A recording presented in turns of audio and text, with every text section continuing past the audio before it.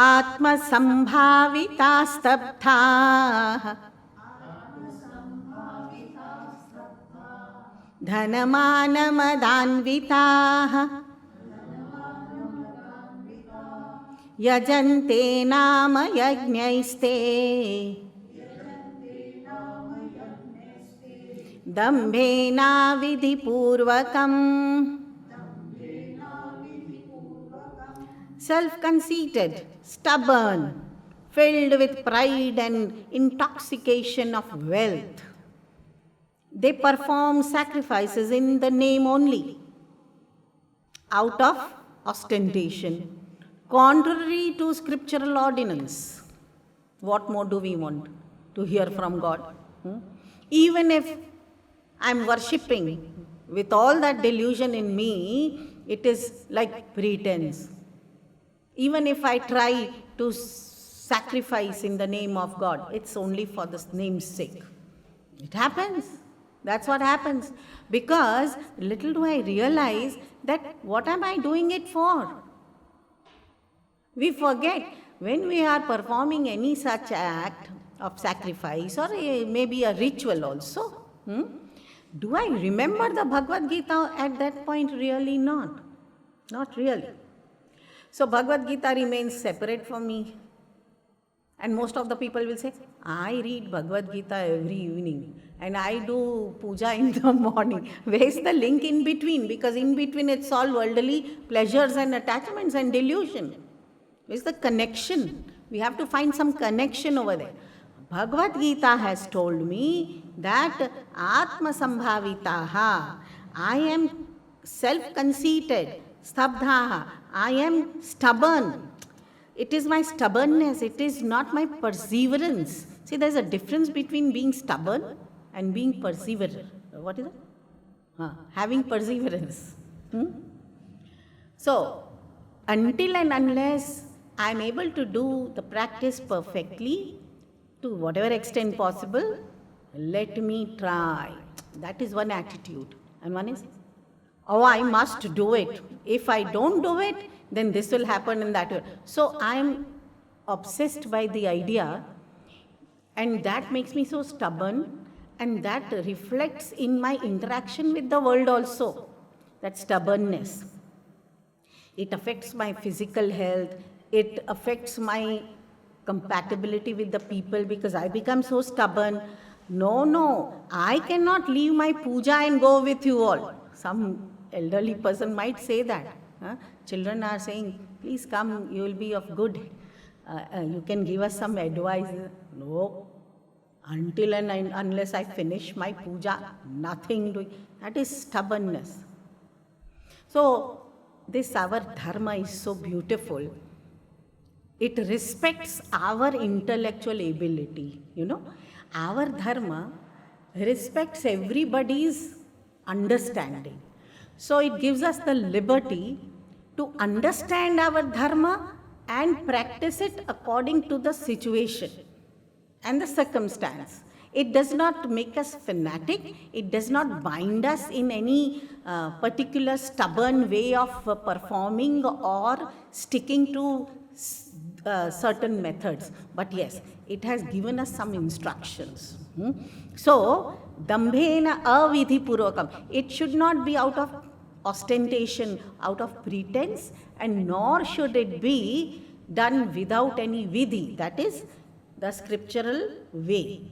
The scriptural injunction must be followed. So, if it is told by the scriptures that one should chant the Gayatri Mahamantra after taking bath and taking a proper seat in the three Kala Sandhya, in the 3 times of, what is that? The day and the evening, or the dawn and the morning, or morning and day. The 4th join we are not supposed to chant. So we must follow that much. So these instructions must be followed. So early in the morning, Brahma Muhurta, or Madhyana, or Sandhya. These are the 3 Kala Sandhya which we can chant this Gayatri Mahamantra. Why should we chant otherwise? So, but today I could not make it because I was in such a place where it was not possible. So it doesn't matter.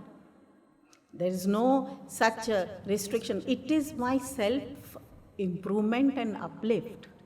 It is not to please the sun god that I have to chant it.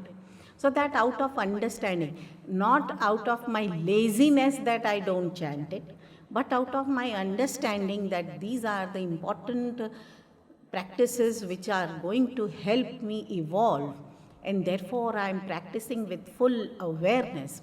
And if at times I am unable to do so, it doesn't matter. That is called as proper understanding. So, otherwise it is delusion, it is pretense, it is ostentation, it is attachment, dhanamana madanvitaha. Oh, completely deluded person will be so arrogant about one's own possession of wealth also. As though wealth can buy God. They think so, no? That okay, I will give this much. Oh God, you do this for me and I'll offer this much. Sometimes they don't even use the word offer. They say gift, or they will say I will give. Can you give anything to God? Can you gift anything to God? We have taken gift from God. We are unable to give anything to God. We can offer, and that too, it is our prerogative to offer, but it is His prerogative to accept. If He doesn't accept, we can't force our offering to Him also. But a wealthy man may think that, okay, if I offer this much, all my work will be done by God. Very, very ignorant person he is then. Yajante nama yagnaihi. And then this will bring me a big name, that I am a great person, giving so much of charity and doing so much of sacrificial act. Sometimes this is another botheration for a human society, that there are certain things which we would like to do for the benefit of the society, but there in the beginning we might be humble and polite, and slowly we start getting arrogant.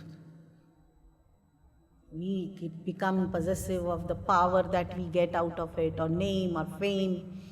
So the purpose again is defeated, because maybe the society, in fact the society cannot be helped by such a human being anyway, but it seems so. At the material level, it seems as though the society is being helped. But what about the person who started this practice? Did he start with the purpose of self-evolution? Or did he start this practice for self-destruction? One should think about it. It is absolutely self-destroying program if I do not understand that why should I do this kind of service or charity. So, long time back Bhagavan in the Bhagavad Gita has told two very important things. Abhyas and Vairagya. This Vairagya we forget. Every step of our Abhyas should take us one step forward in Vairagya also, no? Vairagya is dispassion. If this kind of social work is making me passionate, then this abhyasa is not good, not right. I must remember this, no?